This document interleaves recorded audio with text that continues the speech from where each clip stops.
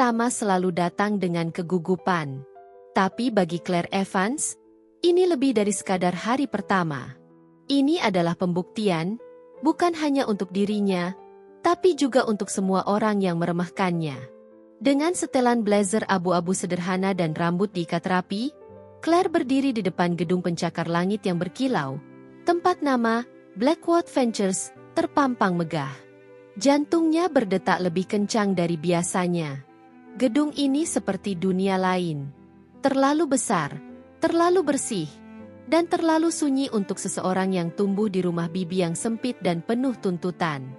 Claire menarik napas panjang, menenangkan kegugupan dalam dadanya, lalu melangkah masuk. Resepsionis menyambutnya dengan senyum profesional. Setelah verifikasi cepat, Claire diarahkan ke lantai 27, divisi pengembangan proyek, tempat dia akan memulai karir barunya. Lift naik tanpa suara, dan di dalamnya, Claire menangkap pantulan dirinya di dinding cermin.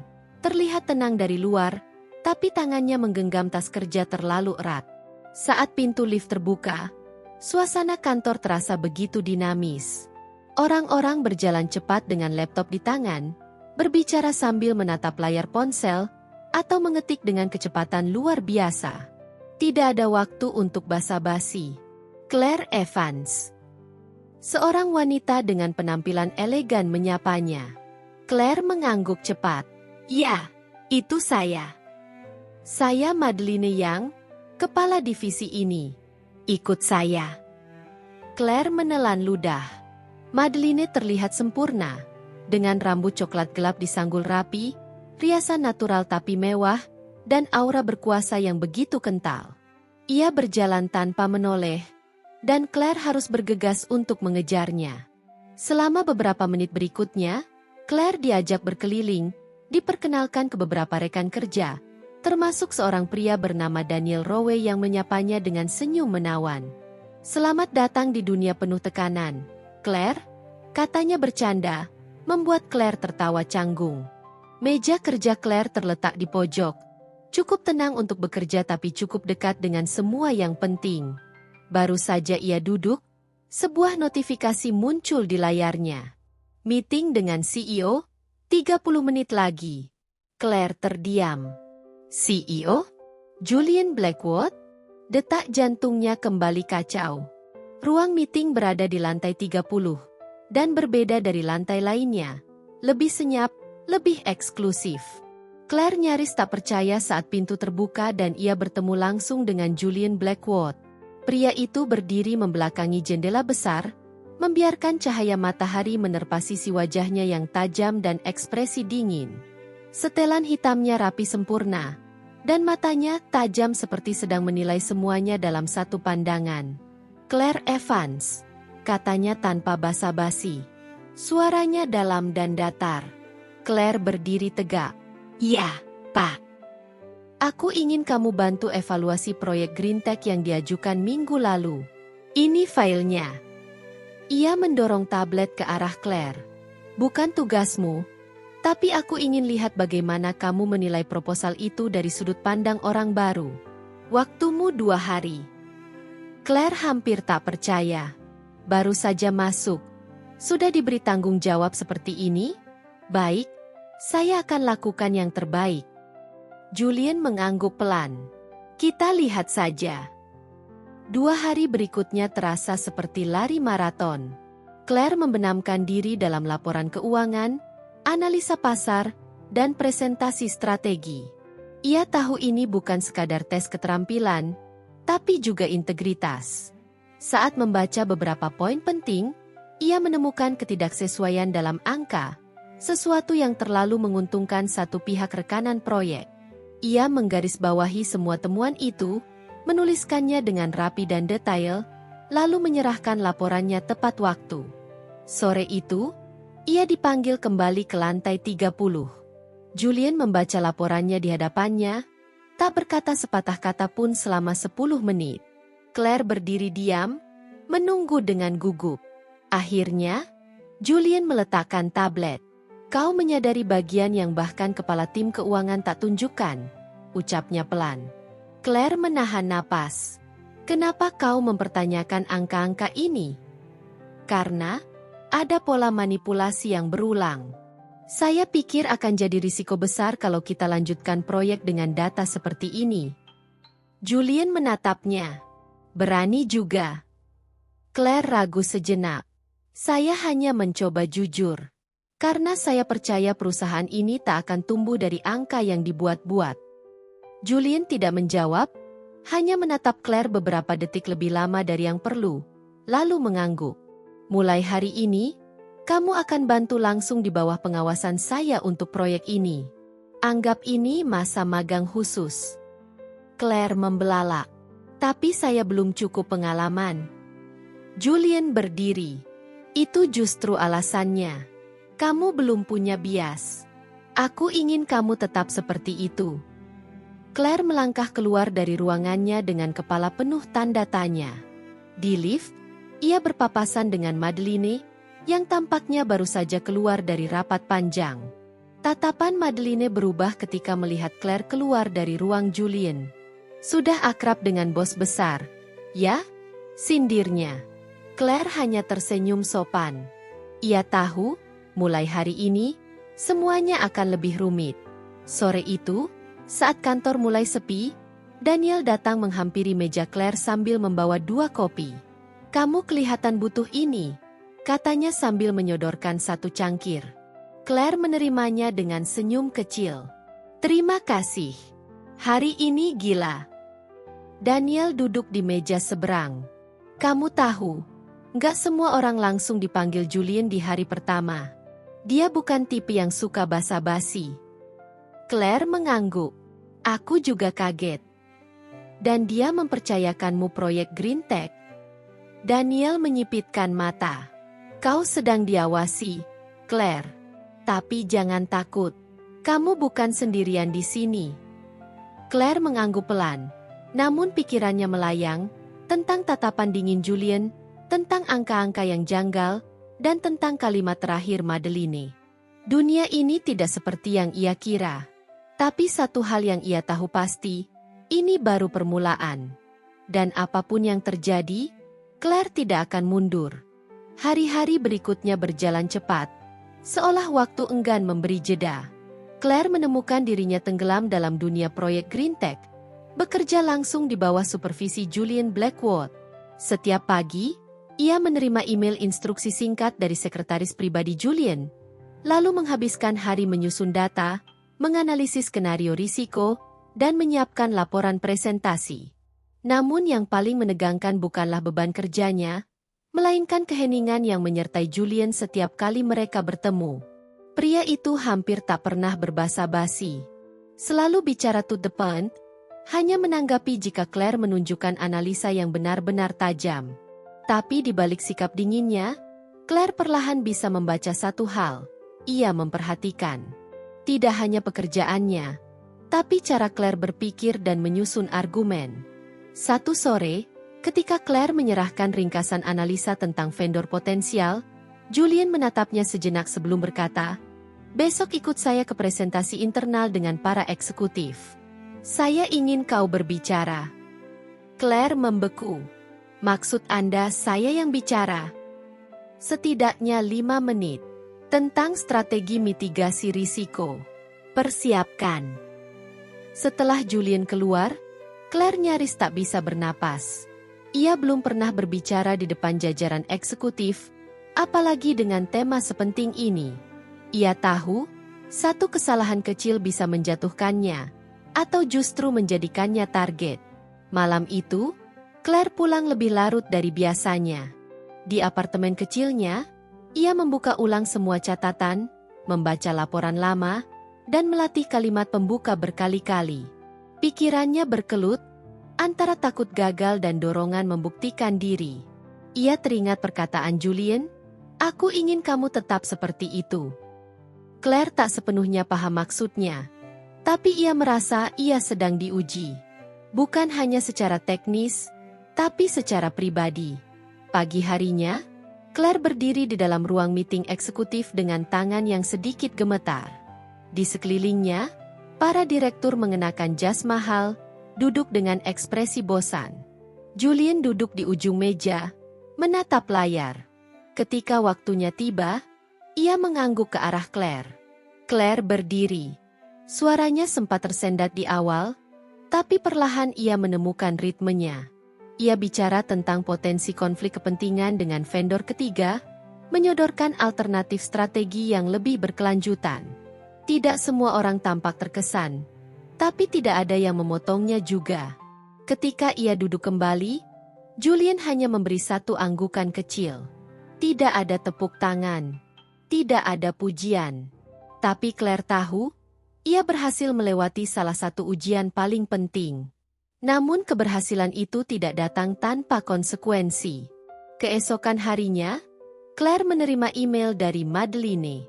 Isi pesannya singkat namun tajam, "Saya ingin bicara. Ruang saya. Sekarang." Di dalam ruangan beraroma parfum mahal itu, Madeleine berdiri di depan jendela. Punggungnya tegak. Ketika Claire masuk, ia menoleh dengan senyum tipis. "Kamu sibuk akhir-akhir ini, ya?" Suaranya lembut namun bernada tajam. Claire menegakkan bahu. "Saya hanya menjalankan tugas yang diberikan."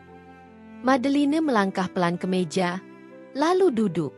Tugas yang langsung dari CEO. Sangat tidak biasa, terutama untuk karyawan baru. Claire diam. Ia tahu jebakan saat melihatnya. Madeleine melanjutkan, "Kamu tahu Claire, ada alasan kenapa struktur perusahaan dibentuk dengan jenjang. Ada jalur, ada proses, ada hierarki. Dan seseorang seperti kamu, melompat terlalu cepat bisa menimbulkan ketidakseimbangan."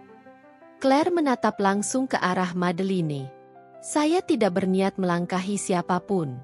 Saya hanya diminta bekerja sesuai instruksi." Senyum Madeleine memudar. "Hati-hati, Claire. Perusahaan ini bukan hanya tentang kerja keras, tapi juga tentang membaca situasi. Jangan sampai kamu jadi bidak yang terlalu mencolok di papan permainan." Pertemuan itu selesai tanpa satu kata penutup. Claire keluar dengan napas tertahan. Ia mengerti. Madeleine merasa posisinya terancam. Dan Claire, tanpa sengaja, baru saja menyentuh batas yang tidak boleh dilanggar. Malamnya, Claire bekerja lebih keras dari biasanya. Tapi saat ia merasa semuanya mulai stabil, sebuah kejadian tak terduga terjadi. Ia menerima notifikasi bahwa salah satu dokumen penting dari proyek Green Tech telah diubah di sistem, menghapus catatan yang dia buat tentang vendor bermasalah. Claire segera melapor ke tim IT dan mencetak riwayat log. Saat membaca nama pengguna terakhir yang mengakses file tersebut, matanya membelalak. Madeleine. Claire tidak tahu harus apa. Jika ia melaporkannya langsung ke Julien, ia bisa dianggap provokatif. Tapi jika diam saja, semua pekerjaannya bisa sia-sia. Pikiran itu terus mengganggunya hingga keesokan pagi. Saat ia memberanikan diri melangkah ke ruangan Julien, ia tak tahu apa yang akan terjadi. "Masuk." Suara Julien terdengar datar seperti biasa. Claire berdiri di hadapannya, memegang berkas cetak log data. "Ada yang ingin saya laporkan, Pak," katanya, mencoba menjaga nada suara tetap tenang. Julien membaca log itu. Alisnya sedikit mengerut. Ia tidak langsung bicara. Tapi Claire menangkap kilatan kesadaran di matanya. "Kamu yakin ini benar?" "Saya minta verifikasi dari IT internal. Mereka mengonfirmasi aktivitas penghapusan dilakukan dari akun tersebut." Julien meletakkan dokumen dengan tenang. "Baik, aku akan tangani ini. Dan kamu?" Ia menatapnya tajam. "Teruskan kerjaanmu. Jangan biarkan hal seperti ini mengalihkan fokus." Claire mengangguk dan berbalik pergi. Tapi saat ia baru membuka pintu, Julien bersuara lagi. "Claire." Ia menoleh. "Kamu baru saja melewati ujian paling penting di perusahaan ini. Kamu tahu apa itu?" Claire menunggu.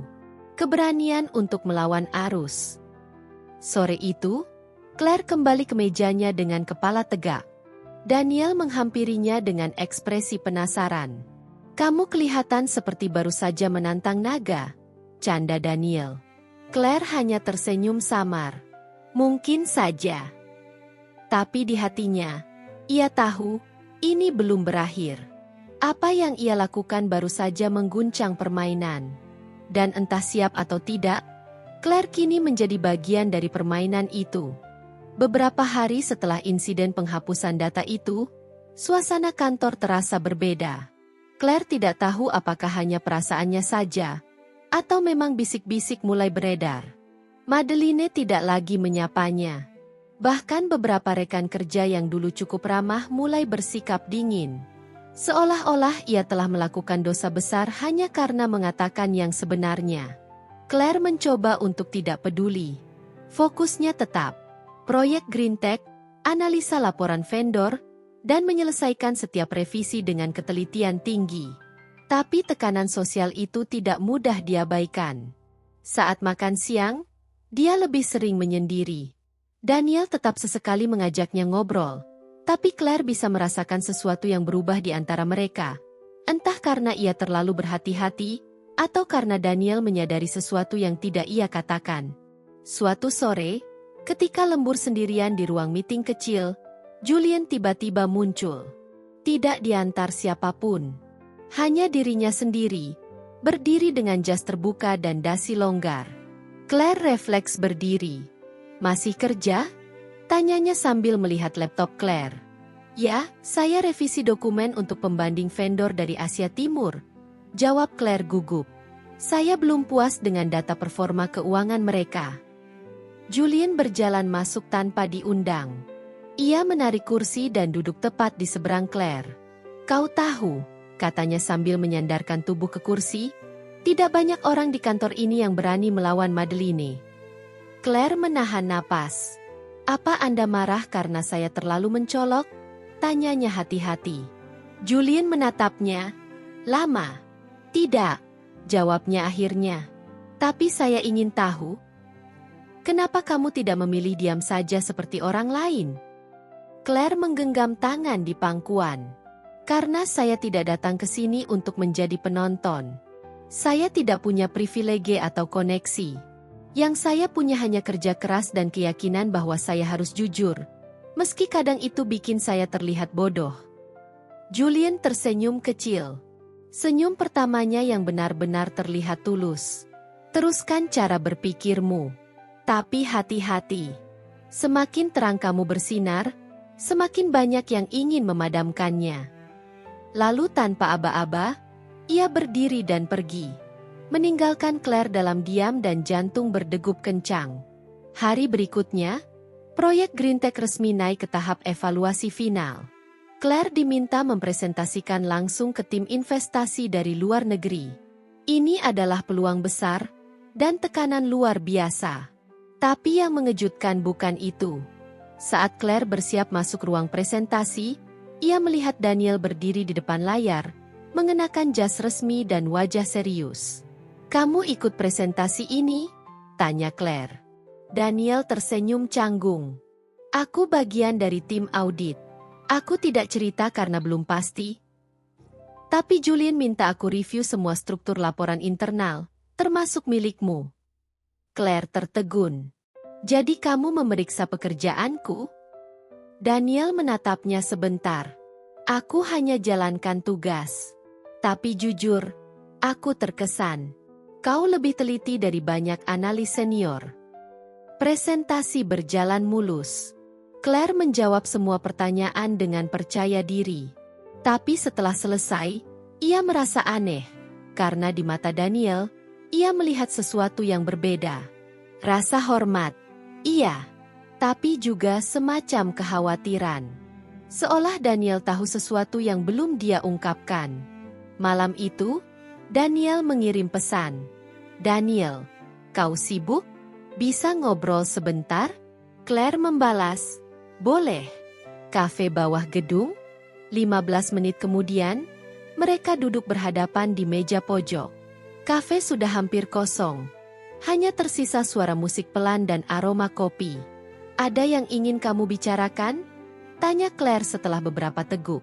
Daniel menatap gelasnya lama, lalu berkata, "Aku tahu kamu merasa aku menyembunyikan sesuatu." Claire tidak menyangkal.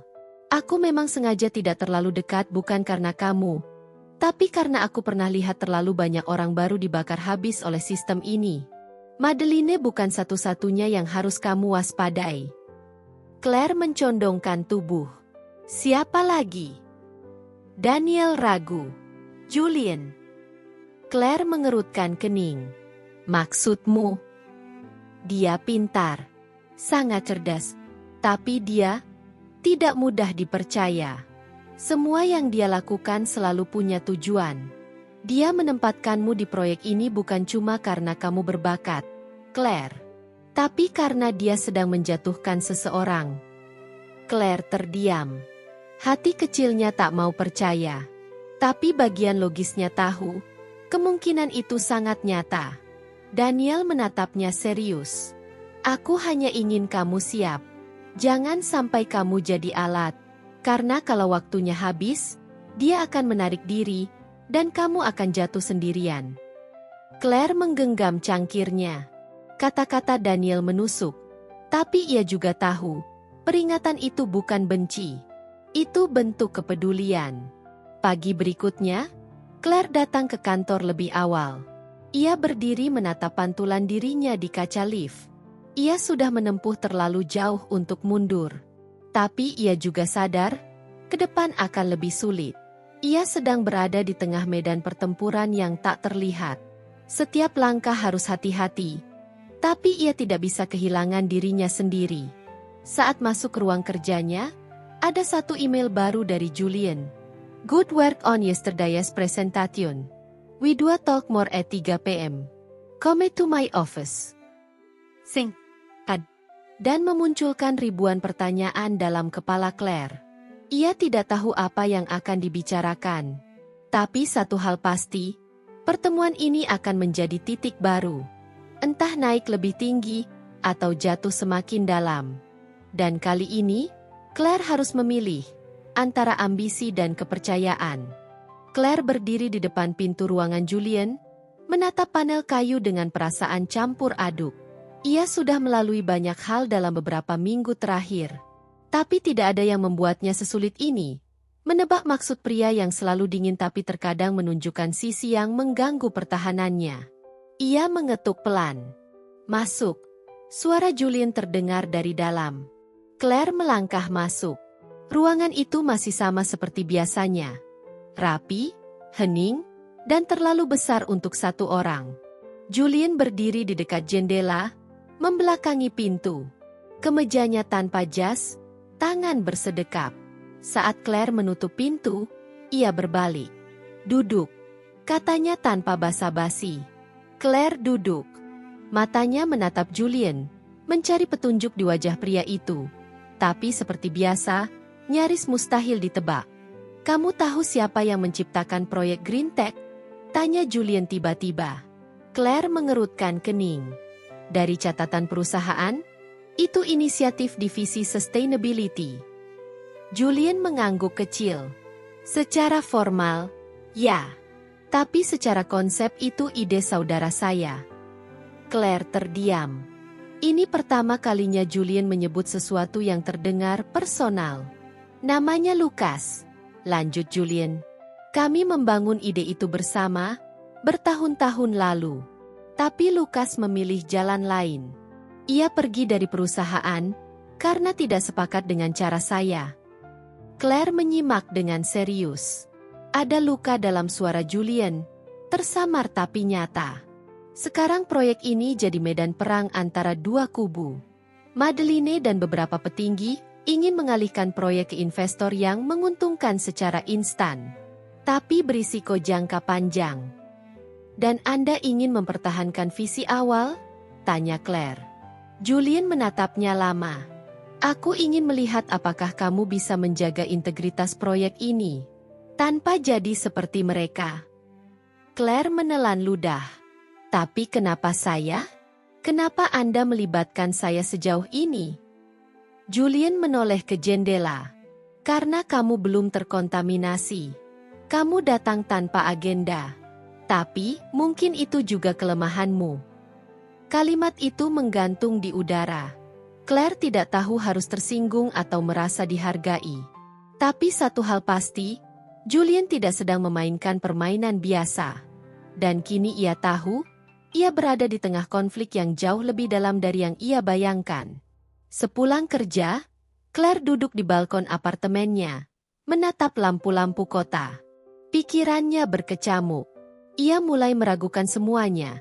Apakah Julian benar-benar mempercayainya, atau hanya menjadikannya pion dalam strategi pribadi? Tiba-tiba ponselnya berdering. Nama Daniel muncul di layar. "Halo?" Suara Claire terdengar lebih lelah dari biasanya. "Kau di rumah?" tanya Daniel. "Aku lewat dekat apartemenmu. Ada yang ingin aku tunjukkan." Claire ragu. Tapi akhirnya ia menjawab, "Baiklah." 15 menit. Mereka bertemu di pinggir taman kecil, tak jauh dari apartemen Claire. Daniel membawa 2 kopi panas. "Aku nggak akan lama," katanya sambil menyerahkan 1 gelas ke Claire. Aku ingin kau lihat ini." Ia mengeluarkan flash disk dari saku jasnya. Ada data soal investor yang didorong oleh Madeline. Data yang tidak pernah dimunculkan secara resmi. "Aku nemu ini secara tidak sengaja waktu audit dokumen pendukung proyek." Claire menatap flash disk itu. Apa isinya? Indikasi bahwa perusahaan investor itu terafiliasi dengan perusahaan cangkang yang punya reputasi buruk di beberapa negara. Claire merasa dadanya menegang. "Kamu yakin?" Daniel mengangguk. Dan yang lebih parah, nama Julian muncul di dokumen awal negosiasi beberapa bulan sebelum proyek ini naik. Claire menatapnya, tak percaya. "Maksudmu, Julian tahu tentang semua ini? Entah dia bagian dari kesepakatan, atau dia punya rencana lain. Aku serahkan keputusan padamu." Tapi Claire, hati-hati. Jangan serahkan seluruh kepercayaanmu begitu saja. Malam itu Claire tak bisa tidur. Ia merasa ditarik dari 2 arah. Kata-kata Julian yang kadang tulus, dan bukti yang menunjukkan sisi lain darinya. Tapi lebih dari itu, ia merasa kecewa. Ia tidak ingin percaya bahwa Julian sama seperti yang lain. Keesokan paginya, ia datang lebih awal ke kantor. Duduk sendirian di ruang meeting, Claire membuka file dari flash disk Daniel. Ia membaca setiap halaman, mencocokkan nama dan tanggal. Dan memang, nama Julian tercantum di dokumen awal, meskipun tidak dalam posisi utama. Claire merasa dadanya seperti dihantam. Jika semua ini benar, maka sejak awal pun ia mungkin hanya alat. Dan lebih menyakitkan lagi, Julian tidak pernah benar-benar jujur. Pukul 10 pagi, Julian memanggilnya ke ruangan. Suasana tegang. Claire masuk dengan langkah mantap. "Aku dengar kamu dapat data baru," ujar Julian langsung, tanpa basa-basi. Claire terdiam. "Anda tahu?" Julian mengangguk. "Daniel memberitahuku tadi pagi. Dia pikir aku harus tahu bahwa kamu mungkin merasa dikhianati." Claire menatap Julian lurus. "Saya ingin tahu satu hal. Apakah Anda memang berniat bekerja sama dengan investor itu?" Julian berdiri, berjalan ke jendela. "Awalnya iya. Tapi saat tahu siapa di balik perusahaan itu, aku menarik diri. Tapi saat itu, Madeline sudah masuk terlalu dalam. Kenapa tidak bicara dari awal?" Julian menatapnya tajam. "Karena kamu belum siap. Karena aku belum yakin bisa percaya padamu." Claire menghela napas. "Dan sekarang?" Julian melangkah mendekat. "Sekarang aku tahu kamu jauh lebih kuat dari yang aku duga. Tapi itu juga artinya, kamu bisa memilih sendiri siapa yang ingin kamu percayai." Claire berdiri. "Saya akan berpikir. Tapi saya tidak ingin jadi bagian dari kebohongan apapun." Julian hanya mengangguk. Saat Claire keluar dari ruangan itu, ada jarak baru yang terbentuk. Bukan hanya secara profesional, tapi secara emosional. Ia pernah berpikir Julian adalah seseorang yang bisa ia percaya. Sekarang, Ia tidak yakin lagi. Dan untuk pertama kalinya, Claire merasa sendirian.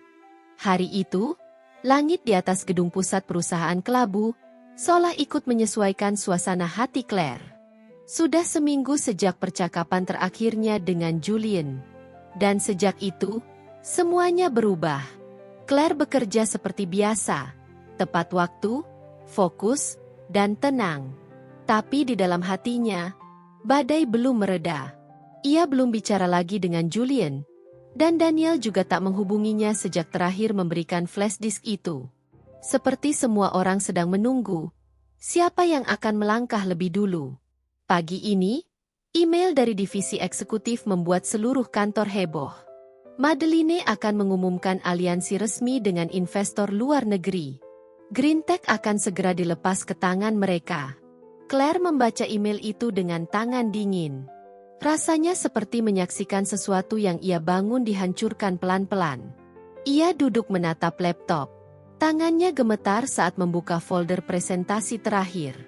Lalu, entah dari mana datangnya keberanian itu, ia berdiri dan mengambil ponsel. Ia menelepon Daniel. "Aku akan bicara hari ini," katanya. "Aku tidak peduli siapa yang mendengar, tapi aku tidak akan diam." Daniel di ujung sana terdiam sesaat, lalu berkata pelan, "Kalau itu keputusanmu, aku akan berdiri di belakangmu." Pukul 3 sore, seluruh manajer, analis, dan petinggi perusahaan berkumpul di ruang konferensi utama. Madeline berdiri di depan, anggun dalam setelan hitam dan senyum tipisnya. Claire duduk di deretan tengah, bersama Daniel. Madeline membuka rapat dengan presentasi meyakinkan tentang pertumbuhan, ekspansi, dan masa depan berkelanjutan. Semuanya dibungkus indah. Tapi Claire tahu kebenarannya tidak seindah itu. Saat Madeline selesai, ia berkata, "Sebelum kita lanjut, adakah yang ingin menyampaikan sesuatu?" Ruangan hening. Lalu Claire berdiri. Semua mata beralih padanya, termasuk mata Julien. Claire menatap Madeline, lalu semua peserta rapat. "Saya mohon waktu sebentar. Sebagai analis yang ditugaskan langsung pada proyek Greentech, saya merasa perlu memberikan informasi tambahan sebelum keputusan ini disahkan." Madeline menegang. "Claire, rapat ini." "Maaf, ini penting." Claire menarik napas, lalu mulai bicara tentang data yang ia temukan, tentang keterkaitan investor dengan perusahaan cangkang, tentang risiko yang mungkin ditanggung perusahaan. Beberapa manajer saling menatap, beberapa mulai bertanya. Suasana mulai gaduh, dan saat Claire berpikir semuanya akan jatuh menimpanya, Julien berdiri. "Saya konfirmasi semua data yang Claire sampaikan." Ruangan membisu. Madeline menatap Julien, tak percaya. Julien melangkah maju. "Saya tahu sebagian dari kalian tidak akan menyukai ini. Tapi saya tidak akan biarkan proyek ini dijual pada pihak yang hanya melihat angka. Greentech adalah ide yang lahir dari nilai. Dan saya tidak akan kompromi." Madeline berdiri. "Kau sudah melewati batas, Julien." "Kalau memang saya melewati batas karena memilih yang benar, saya terima." Pimpinan rapat memutuskan untuk menunda keputusan.